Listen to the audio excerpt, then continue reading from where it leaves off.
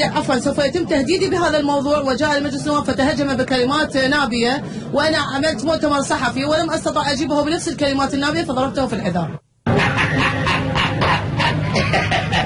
أحلى من الشرف مفيش. عندما يتهدد مصيرنا سيخرج المارد المعنوي من القمقم ويهشم الزجاجة ويقول ما أنا ذا مرة أخرى هذا موجود لحماية التجربة.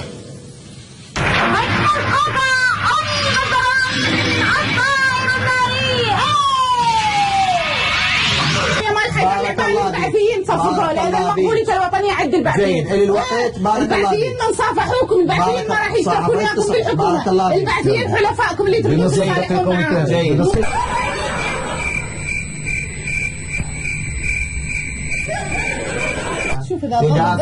يدافع عن المرجعين الذي يريد. لا سلامات عافية هاي شو المستوى؟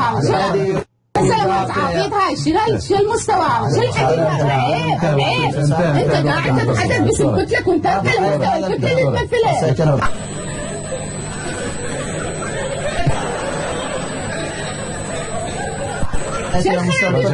وغصبا مع يرضى ولا ما يرضى. هذا اسلوب لا يصلح للسياسه. انا بسوي فيه بالسوق، انا مو بسوي فيه في قناه محترمه وقاعد ويا ناس محترمين. شنو الاساليب السوقيه الوافيه؟ انت من تجيبون ضيف تجيبوا ضيف يحترم المقابل، من يقعد واحد يتعاون ايضا هذا يرتد عليه. ما يكون واحد يرتد عليه المستوى. شكرا لك.